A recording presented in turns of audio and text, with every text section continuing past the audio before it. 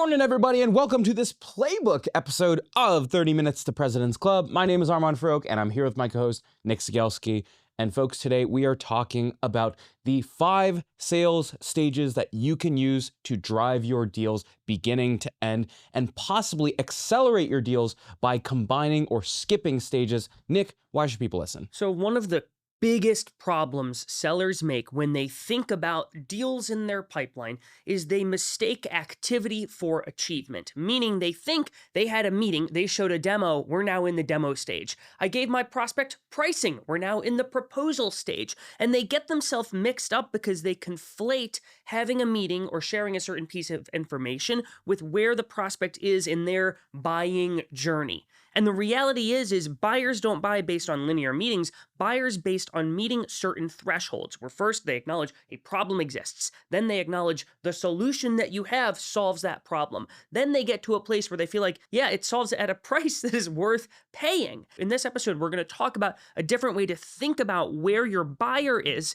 and some different tools in your toolkit to actually accelerate their purchase based upon where they are at, which is not meeting based. Whenever I've stepped in to run a sales team or advise a founder that's trying to build their sales process for the first time, the first thing that I will always map out is what are the 4 or 5 things that we need to get your prospect to agree to, independent of how many calls that happens on. Right.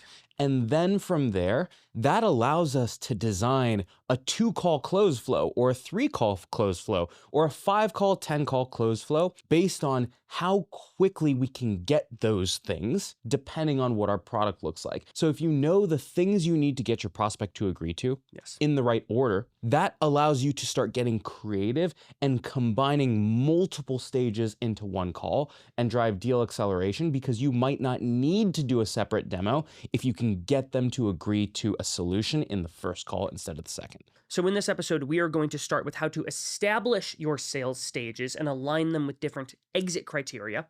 And then we're going to talk through how to run deal driving calls in each individual stage. All right, so let's start with key concepts or principles when establishing your sales stages. If you ever see a stage that sounds like demo or the name of a meeting, which is a mistake I've made in the past, that is probably a good sign that your sales stages aren't architected the right way. What you want to do is you want to focus on not what are you doing in a sales stage. You're not doing a discovery call. You're not doing a demo, but what are you trying to get? You're trying to get problem agreement.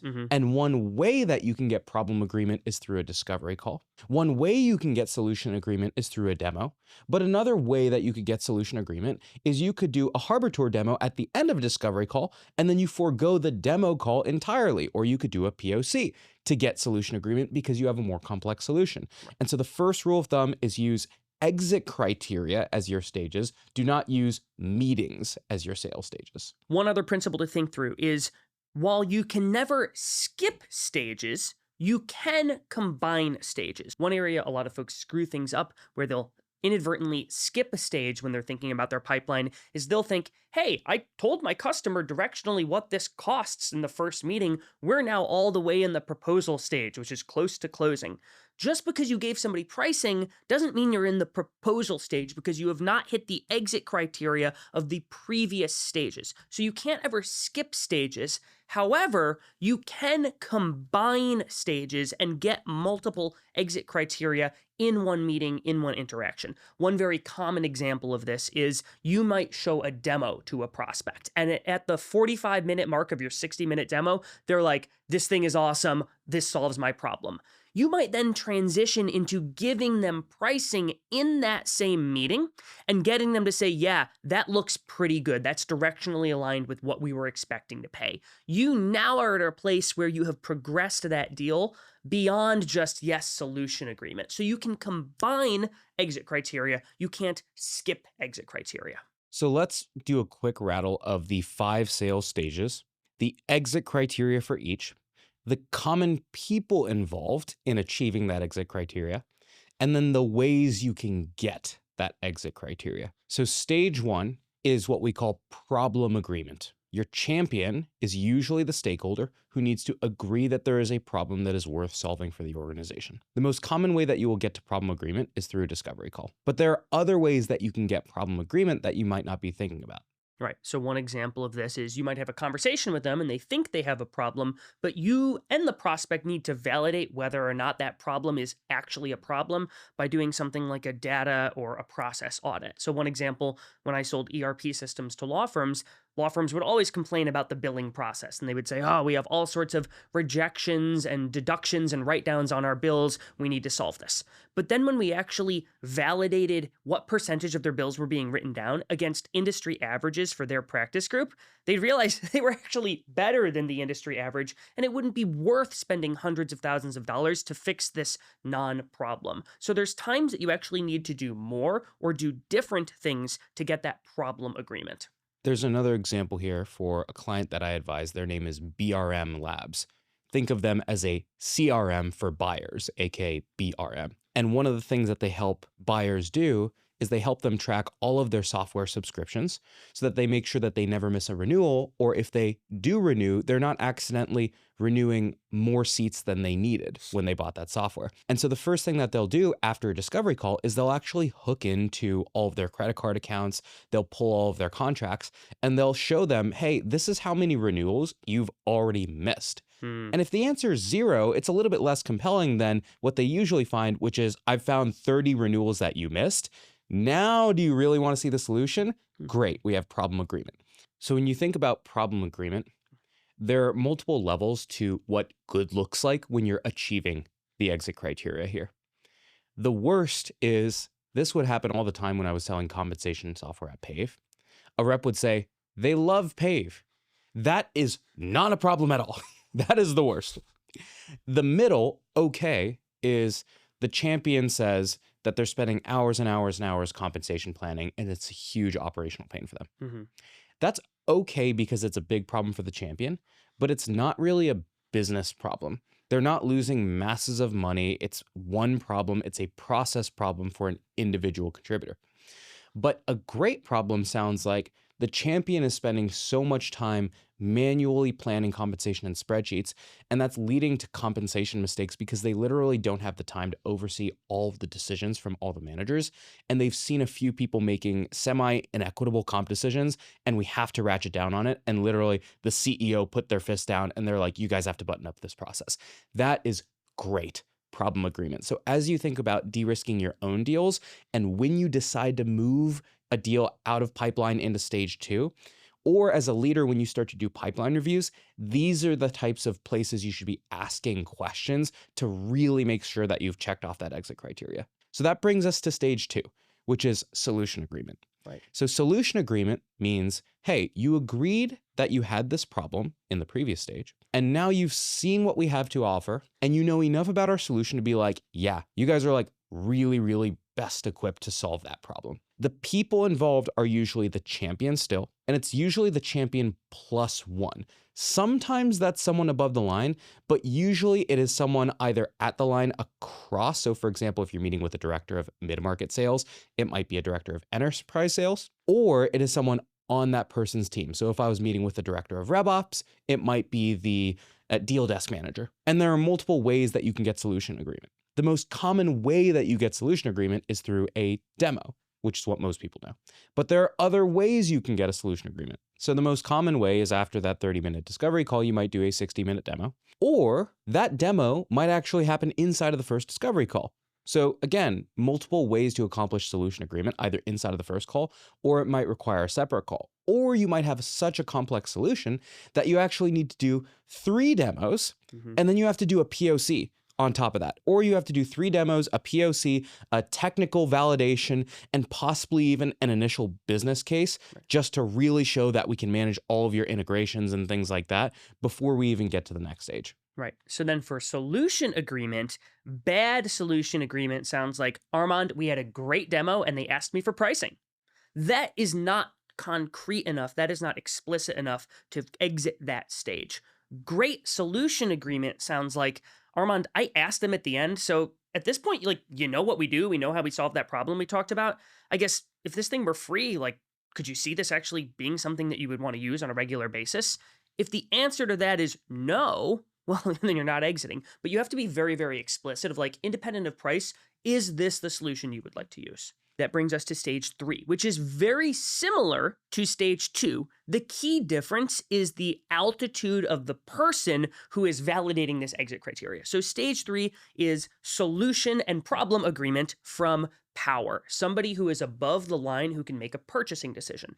So the people involved in this stage are still going to be your champion, maybe that +1, but the key here is you need to have power involved in this. To exit this stage, you need validation from power that the problem is a problem big enough worth solving, so exiting stage 1 again with that person, and that the solution that you have adequately solves that problem in a way that they're like, yeah, this is something that I would like. Again, there's a lot of similarities in this stage 3 and stage 2. And so you're going to be doing similar things, showing that demo, maybe doing the POC, potentially building a shared business case with your champion to co-present to power. But there's some other things that you might start to pull into this stage to get that agreement from power. Those would be things like bringing in an exec from your side to meet with an exec on their side to have that exec to exec one-on-one. You might do the roadmap sale call where you pull in somebody from your product team to say, hey, this is where our product is today, but check out where it's going to be in a quarter, in 6 months, in 2 years. And you get them excited about that.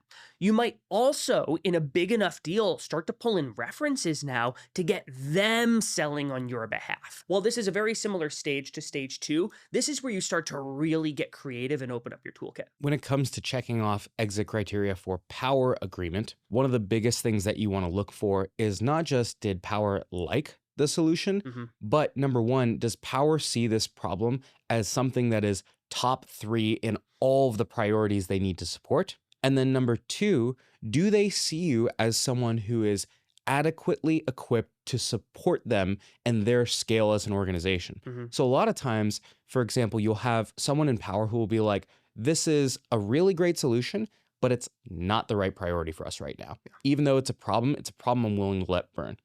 Or you'll see someone in power who's like, this is a massive problem for us to solve. It's a huge priority, but I'm going to be honest, like, I like what you're doing. I like where the vision is going, but I've implemented early stage software like this a couple of times. And I just know once we get into implementation, this thing is probably going to break. And those are the 2 places you need to dig in. You need to really make sure that this problem matters to power, and you need to really make sure that power believes that you can actually solve their problem. So stage 4 is full commercial agreement, not just agreement on pricing, but full contractual terms agreement, which includes pricing. In order to exit this stage, you need to have got an agreement that the problem is worth solving, your solution solves that problem in a great way, and at a fair contractual price and terms place. The people involved in this, you're still going to have your champion involved in this, helping drive things. You're going to have power involved in this. And typically there is a financial stakeholder who's going to be involved, maybe somebody in procurement, maybe a CFO, etc. The ways that you typically exit this stage and drive it through are a formal proposal meeting, some negotiation conversations, which might be a couple conversations, it might be one, it might happen in the proposal meeting, and then typically you're going to have some engagement with procurement in a bigger upper mid-market or enterprise sale. When you think about what good exit criteria or bad exit criteria sounds like, good exit criteria is this price 100% works. We've mapped out all of the key contract terms, and we've gone through the budget approval process. Yes. Bad exit criteria is a champion's like, I think this price could work. And then you move it to vendor review stage, which is the next stage. And then they're like, oh, wait, no, could this be a 3-year deal? Oh, wait, this isn't budgeted for in finance. We need to literally go bring this to finance first. Right. There are a lot of things outside of just agreeing with the high level price that need to happen for you to, 1, get all of the terms mapped out, and then 2, even extract that budget from the rest of the organization. Well, to the point of you can't skip stages. I can't tell you the number of times that early in a sales process, someone was like, yeah, I'd love to take a look at the contract and just see what it is. okay, well, just because I sent over a contract after the second call, that doesn't mean we're in the vendor review stage. That's another sort of bad exit criteria is they asked for a contract when clearly they're not ready to sign one. Again, if you are in demo stage, a lot of times you will share a proposal. And just because you're sharing a proposal then, if you didn't get problem agreement, solution agreement, power agreement first, even though you are sharing a proposal, it is not in commercial agreement stage yet. Right. And that doesn't mean that you can't actually be sort of progressing multiple parts of the sale or multiple stages at once. You might still, you're not going to say, nope, we're not in that stage yet. I can't give you anything to look at. You might say, okay, yeah, I'm going to simultaneously or in parallel work on stages, but you can't say, oh, it's accelerated to that point. Correct. However, if we've done a good job here in this commercial agreement stage, we now move to stage 5, which is full vendor approval. What this means, the exit criteria for this is very, very clear. You've got a signed contract. The people who you're going to need to work with on the prospect side to do that include your champion, power, probably finance, probably security, legal, to make sure that everything related to signing a formal contract is thumbs up.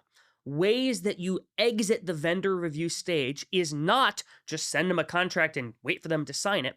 You'll be doing things like having legal-to-legal calls where you work through red lines on the contract. You'll probably want to be having regular check-ins with your champion to unstick parts of the vendor review process. You're probably going to pull in someone on their IT or security team to do a more formal security review. And those are the ways that you should be thinking about moving through that vendor review stage.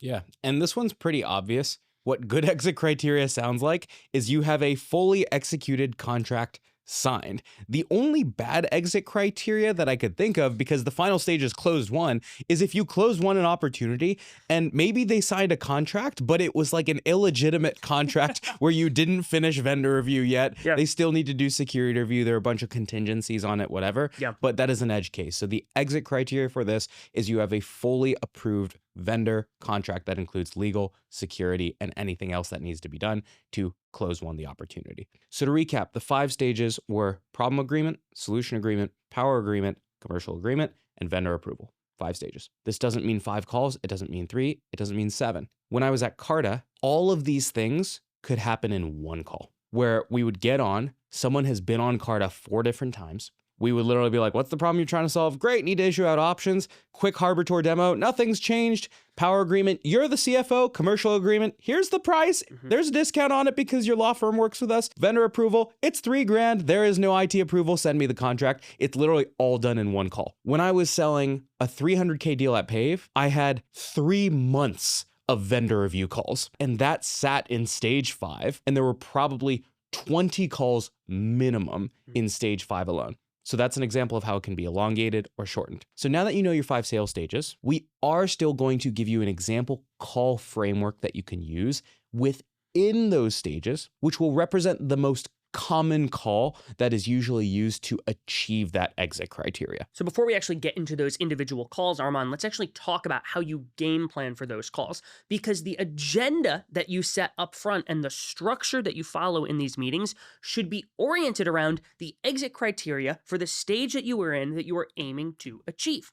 And so before you get into the meeting, you have to think about, what am I trying to get? That's going to be your agenda that you set. And at the end of the meeting, when most folks just talk about next steps, that's when you're going to validate whether or not the meeting made progress or got through that exit criteria. There is a concept that will carry throughout every single call that you will use to make sure that your calls are actually driving your sales cycle forward and you're not just doing a demo for the sake of doing a demo. The beginning and end of each sales call are oftentimes your agenda and your next steps. Those are your steering wheels. In other words, when you're setting an agenda, you usually say, this is what we're trying to achieve. That's the steering wheel that makes sure that the purpose of this call is aimed toward achieving the exit criteria in the stage. And then at the end of the call, before you set next steps, usually what you're doing is you're saying, hey, did we achieve that exit criteria? And then you're using your steering wheel again to say, awesome. So the next step that will achieve the next exit criteria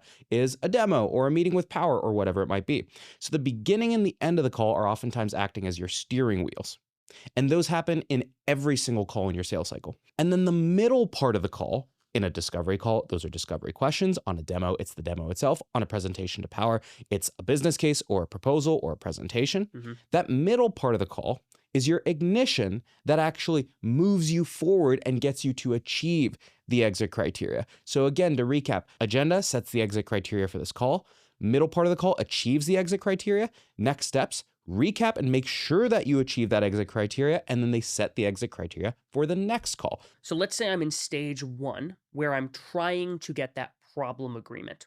The way my agenda is going to sound is like this. I'm going to say, Armand, really the purpose for today is for us to figure out, like, can we even help you solve anything as it relates to your law firm's back office operations? I guess in terms of how we get there, it might be helpful to get a sense of like the top 2 to 3 things that you're focused on as it relates to your billing, accounting, and like client back office processes. And then I can give you a sense of like how we work with a couple other law firms in the Chicago area. And then I guess I'm thinking we should probably end about 5 minutes early to talk about like, does it make sense for us to keep talking after today? Are there problems that you have that we can actually address? Does it make sense for us to show you a deeper dive demo? So that's sort of how I'm thinking we should spend our time. Does that sound fair to you? What Nick's done is he's made it clear that the goal is to get to problem agreement. He's told me how we're going to get there, got alignment from me. From there, we're oftentimes going to run the discovery call itself. We're not going to go into the depths of how to run a discovery call on this call. And then he will go to the end of the call, which we end with what we call the 5-minute drill. Right. And in the 5-minute drill, what I am doing is I am trying to validate with the prospect whether or not we hit that exit criteria. And so the way that I do that is I ask 3 questions at the end of the meeting.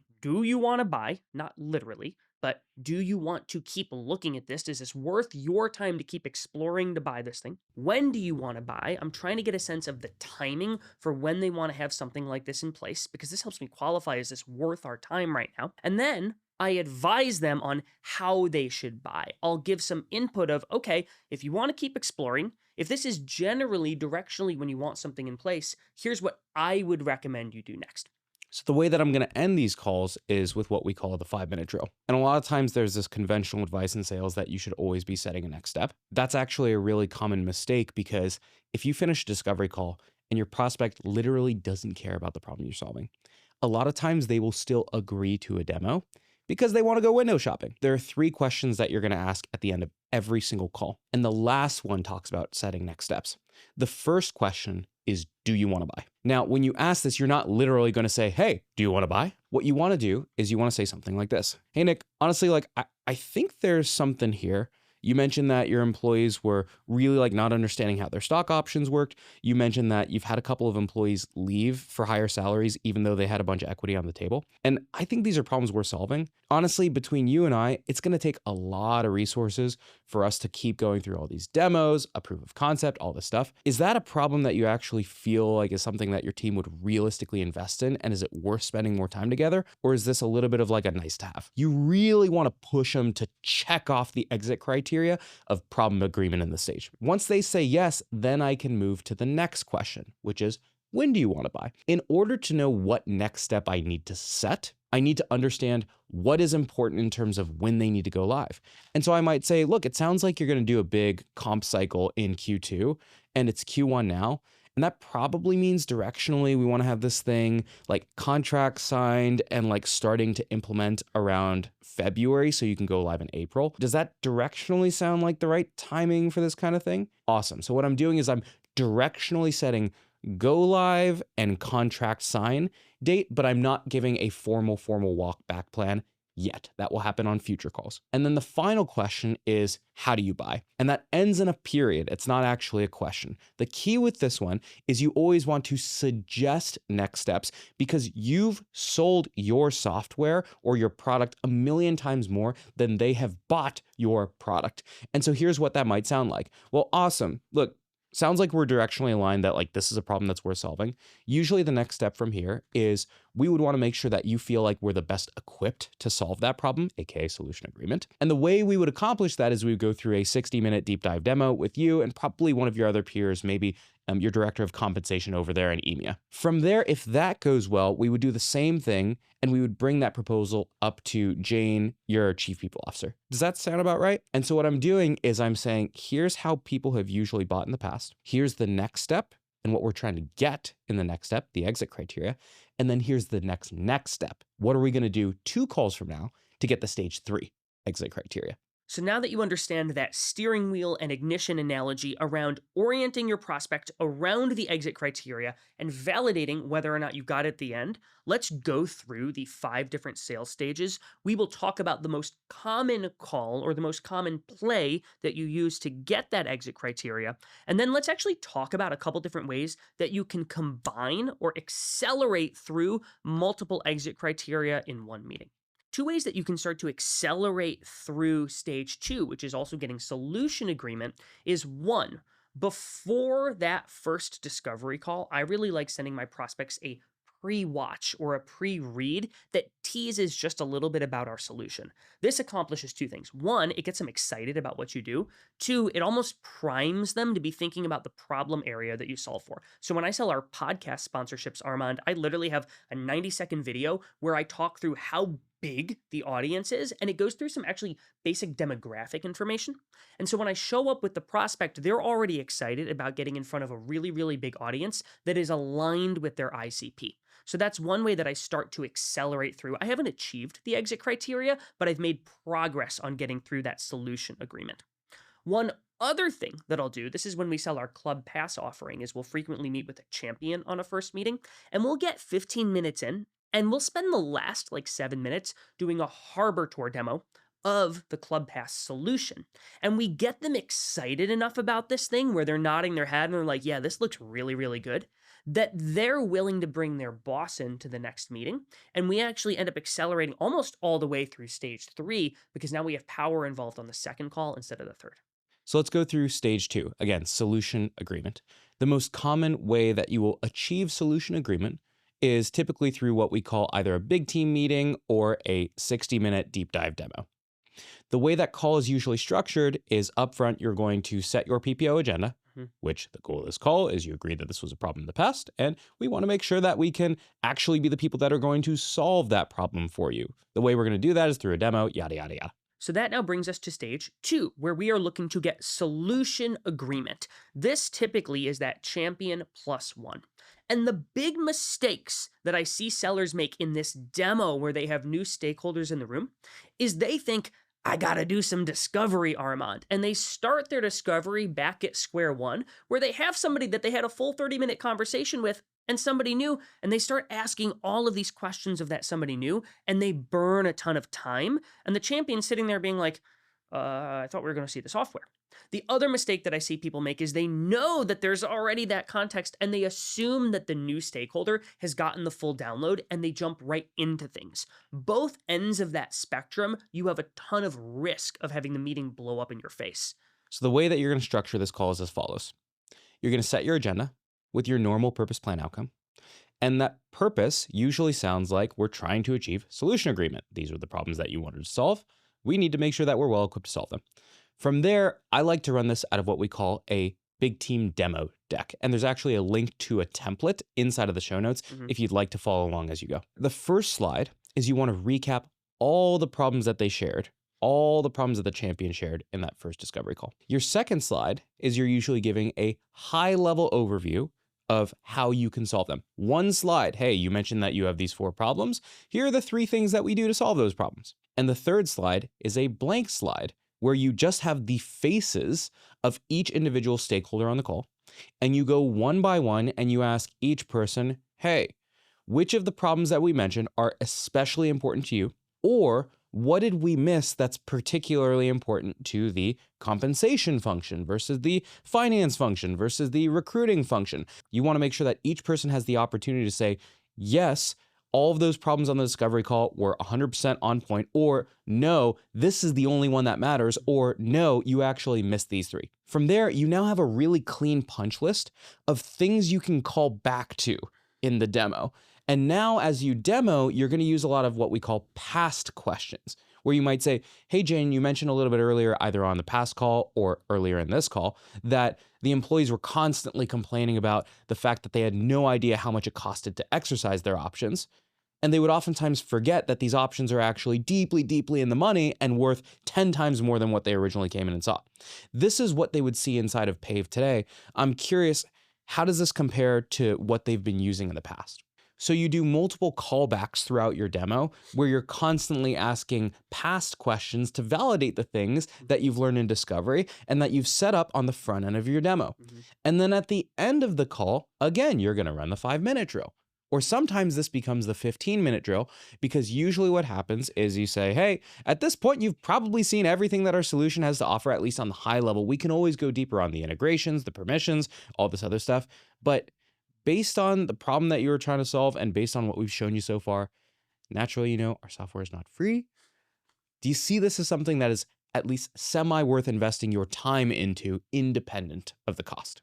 That's the first question you ask in the 5-minute drill. From there, you're going to get a little bit more detailed on the timeline. And now you might start to get a little bit more granular on when you're going to loop in power, what it looks like to secure budget, etc. And then you're going to set your next step, which is usually the goal is to get to power agreement. That said, some ways that we can accelerate through this stage and make progress on future stages. If I want to get power agreement faster, there's a world where I can get power to join that first deep dive demo that I do. Typically, in order to do this, I need to have shown some degree of a harbor tour, a high-level overview in the back half of my first meeting with my champion, to the point that they're like, yeah, I feel good about this thing. I want to bring my boss in. So that's one way we can make progress on power agreement. Another thing that we can do to accelerate into the commercial agreement and through commercial agreement is if I have power on this meeting and I'm able to nail a really tight 40-minute mini discovery up front and demo, and they're nodding their heads and this thing's going well, I might budget 12 minutes to go through pricing and give them a proposal. And now we're already talking commercials. I don't have to set a whole separate call to do that. So those are 2 acceleration tactics in that stage that we can use. So to be clear, at the end of stage 2, if you ran a big team demo, you're actually going to set 2 meetings in your next steps. The first is you're going to set the big team meeting with power. And then before that, let's say that big team meeting was on Wednesday, you might set the champion prep call on a Monday so that you have a full day to update the deck and all that stuff. This is the perfect time to ask your champion to get on a text basis instead of email. So I might literally say like, hey, Nick, I want to make sure that we really nail this meeting with Jane. Is it okay if I shoot you a text or like give you a quick call before this meeting, just so I really make sure that we come in prepared? They will always say yes, because you're trying to make sure that they look good. And then you still send them the meeting invite and you probably still be on Zoom anyways, but you can use that text later. All right. So let's talk about the champion sandwich prep call, the bottom part of that sandwich. Usually what you're doing is you want to get 3 things out of it. The first is you want to shake the post a little bit. You want to make sure, hey, are you still feeling good about this thing? It's sort of like you're there with your best friend on wedding day. You're in the back and you're like, hey, like we got this thing, right? Like, this is the problem you want to solve. This is the right solution. All right, great. You're still feeling strong conviction. Let's move forward. Second thing you're looking for is tell me everything that you know about what Jane cares about. What are the priorities that you have that are top priority for her? What are the things that you care about that you can't get her to care about? What are the things going on in other departments that she cares about? You're using your champion as pre-discovery. And then from there, you want to walk them through the call flow and the plan for the day. And this is really key because you want your champion to not be blindsided. That number one, you're going to be recapping a lot of things that they've already heard. A lot of times the champion will be like, wait, we've already covered this stuff. Will you jump into the demo? You need to explain to your champion that they're completely new to the solution and you're going to have to recap some of these things. But then 2, what you want to do is you want to have the champion play a bigger role in the call. And it's the money zone when you can actually get your champion to agree to kick off the call and explain why we're here and recap the problems themselves. And then from there, you take over discovery and you're the one who's running discovery with power. The last thing that you're going to do at the end of this bottom part of the sandwich before the big team meeting is you are going to pre-schedule a debrief meeting, the top part of the sandwich, with your champion to happen after the big team meeting. And the purpose of this is you want to figure out, like, sometimes prospects aren't comfortable voicing their real opinions, or are we really going to buy this thing with you in the room? But you want to figure out what was said when you weren't in the room. You want to get a debrief from your champion, and you want to get on the same side to figure out how you drive this thing home. You also want to drive and force urgency for the whole team that you're trying to sell to actually talk about how things went. And if you don't set a backstop, they can just let that discussion linger. And now you're like a week after the demo and you're like knocking on the door. hey, what did you all think? What are next steps? And so at the end of that bottom part of the sandwich, you'll aim to get that, hey, backstop on the calendar. The way that I voice it over is I'm like, hey, okay, awesome. I'm really looking forward to that demo with Jane next week. I know sometimes there's questions that come up after these meetings, and honestly, it might be good for the two of us to sync after so that one, I can get you really, really fast answers to those, but then two, like you and I can have an honest conversation about what Jane thinks and how we might get this brought in for you all. I guess, are you free? The demo's on Wednesday afternoon. Are you free like mid-morning Thursday for us to debrief? If you've done the good work up until now, every champion will be fine to get that backstop on the calendar, and that is where you can navigate real next steps with your champion, as opposed to being at the end of the big team meeting with 6 people there being like, so do you want to buy? When do you want to buy? It's too hard when you have that many people in the room. The last thing that I'll share that Nick just called out, which is that this is when same side selling starts to occur. So if you use a mutual action plan, which is oftentimes just a series of steps that are mapped out between you and your buyer, where it's like, okay, we need to get budget approval, power agreement, we need to do IT review, etc. This is usually when you introduce it. If you got to solution agreement in stage 2, that means your champion agrees this is a problem, agrees you're the solution, and now it's you and me against the world. And so this is where you're game planning with them, not just on the next step, but on everything that you need to do to drive this across as a sale in the organization. Again, one way we can accelerate through this stage and get into making progress on stage 4, which is full commercial agreement, is if you've run a really, really good team meeting and you've got 20 minutes of extra time at the end, you should be going through the commercials of your pricing of your proposal with that team, because you're not going to get finalization on that call, but then you don't have to set a whole separate call where you go over formal pricing with power. Only do this if you have adequate time to actually go in this in detail. You don't want to accelerate your deal just for the sake of trying to accelerate when there's 7 minutes left on the clock. That's a bad play. So let's go through stage 4, which is commercial agreement stage. There are usually 3 stages or phases of a negotiation, and these can happen across 1, 2, 3, 4, 7 calls. Those 3 phases are as follows. The first thing is you initially present price and you get the first reaction. And oftentimes there's a little bit of like a negotiation dogfight that happens where you say, it's $100K. And they're like, oh my God, I thought this was going to be $50K. And you're really just creating that initial fight. But oftentimes they don't actually know what needs to happen to get it done. So you're just pulling more and more and more and more in this first phase where you're just trying to get the full ask on the table. Is it just price, or is it a 2-year deal? Is it a rate lock? Are there other products that you need? From there, the second phase is usually you're sending them on a homework assignment and you're saying, look, I need you to come back with your full and final ask of what gets it done. If I told you it was 100, you got to come and tell me that it's 70 on a 2-year deal or whatever it is. And that second phase means they come back with a number. And now you're starting to drive toward a solution. What usually happens here is they say, oh, I needed it to be 70K. And you're like, oh my God, I can't do 70K. And it's again a dogfight and then again, it's a dogfight for 10, 20 minutes.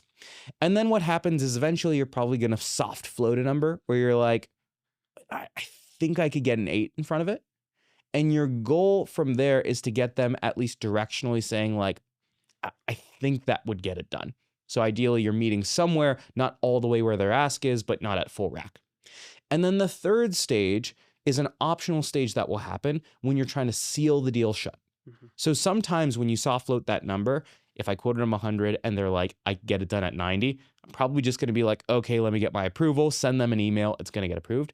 But if I still feel like there's a little bit of negotiation to be done, I'll oftentimes come back with options, which will be like, okay, I'm going to give you a 2-year deal at 140K because I know you wanted 70K per year, or I'm going to give you a 1-year deal at 80K. And usually what will happen is that will seal up the deal, because at the end of a negotiation, if you give people options, sort of like with a kid, you don't ask them to put on their shoes. You say, do you want your red shoes or your blue shoes? If you say, hey, here's the 1-year deal, 2-year deal, they'll usually focus on picking one as the final step, knowing that this is as far as you can take it. So one way that you can accelerate this stage and actually start to make progress on the next stage, this one's sneaky because it actually helps with both. If you can initiate vendor review, procurement, legal, IT, in tandem with negotiating the pricing and the commercials, you do 2 things. One, you'll start to make progress on that last phase to get the contract signed. But two, you figure out where you stand in this. Because if you've got a prospect who's already initiating legal review, you know you've got leverage here, and that their bluff of like, oh, that's way too much is a bluff. And so this is a really, really sharp one where get them to initiate this stuff even before you've fully agreed on commercials. We have the saying in wrestling, which is don't look at their eyes. A lot of times a wrestler will fake with their eyes or with these head bobs. Look at their feet. It's really hard to fake where you're moving your entire body with your feet. And so if they're saying they need a discount, but if they're finishing legal review, Right. they probably don't actually need the discount. All right, let's talk about the last piece, which is stage 5, vendor approval. There are a couple of calls that you'll oftentimes run when you're in vendor approval stage. Usually you first have the initial kickoff. So again, you want to parallel process IT, security, and ideally procurement at the same time. And you usually want to do that on separate threads. So IT isn't responding with security questions while legal's responding with red lines, and it's impossible to drive next steps.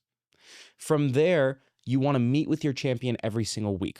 So I usually say like, hey, every week on a Monday or on a Tuesday, we're going to set a standing meeting and we're going to just work through every bit of vendor review. The final piece here is you want to set micro deadlines for every part of vendor review. My favorite, most common place to do this is with legal, and we'll use what's called a red line deadline. So oftentimes what will happen with legal processes is you'll know it's a 6-week contract review process, and you'll just say, great, if today is February 1st, your goal is to get this done on March 6th. And then what happens on February 28th is legal finally prioritizes your contract in the queue. And they're like, oh, this is pretty bad. You know what? Let's use our paper instead. Or they'll come back with literally 70 pages of red lines. And you're like, oh God, this is literally going to take me like 4 more weeks and your deal will slip. So instead, what you want to do is you want to create micro deadlines for every part of the legal process. So I might say, hey, Jane, usually when I'm working on a legal review with a company of your size, it takes about 5 days just to get like those first cuts prioritized and even get our contract looked like. So if today's a Monday, do you think we could shoot for your legal team to get us our first cuts back by Friday? Just say yes. Awesome. That's the first red line deadline. From there, I'm going to take no longer than 24 hours to get you your cuts back on your first cuts. So let's call that the following Monday. If I get you those cuts back on Monday, do you think you could give me another 48-hour turnaround now that it's prioritized, and maybe on Wednesday you get me the second cuts? Awesome, great. From there, I will see if there's anything left to be done, again, 24 hours by Thursday. By next Friday, if there's still revisions, usually there are only a couple of left, could we just like pre-schedule a legal to legal call on the following Friday, just so that if there are any final issues, we can literally just like get the lawyers on the call so they can duke it out on the 1 or 2 last terms. I promise you it will save us both like 17 more emails, and 9 times out of 10, they will get it done in like 15 minutes. They'll say yes. Now here's the magic. Not only have I set a deadline for contract kickoff, I've set a backstop where the legal team is now going to see that there is a calendar invite on their calendar for the following Friday, which means they're going to look at it and they're going to be like, oh God, I don't want to jump on a legal call. Fine, I'll look at your contract this week.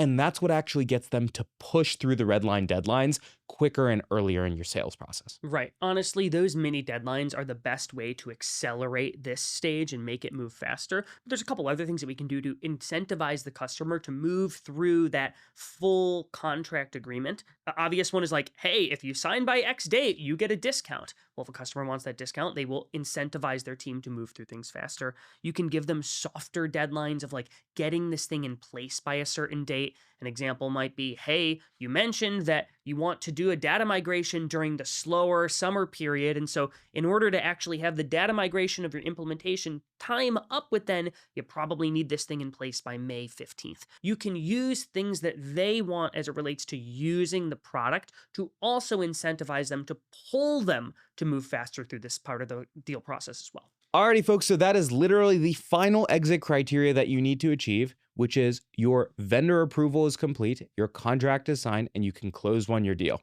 So to recap, folks, we went through the 5 stages: problem agreement, solution agreement, power agreement, commercial agreement, and vendor approval.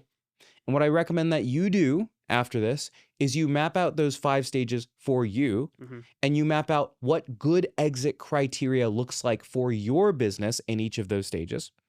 And then you think about, for my sales cycle, does this happen in 1 call, 3 calls, 5 calls, or 20 calls? And then that's what will allow you to get creative around thinking about, how can I combine stages or combine calls to drive my deals forward faster? Right. And one other thing that we talked about that I think is a recommendation if you are a sales leader trying to get your entire team bought in on this, I'm literally doing this in our CRM later today. I am changing our deal stages from discovery, demo, proposal to the exit criteria name. So our stage 1 is literally going to be problem agreement, because that's what we're looking to do in that stage. And I think that will help change your team's behavior over time. Last thing, this Friday, we're going to be releasing a 30 MPC newsletter where we're actually going to document what we talked through and give a bunch of visuals to help you visualize those stages and the different plays that we talked about to accelerate your deal cycle. So don't miss it. If you're not subscribed to the 30 MPC newsletter, there is a link in the show notes to check it out. Thank you for listening, and we will see you on that newsletter on Friday.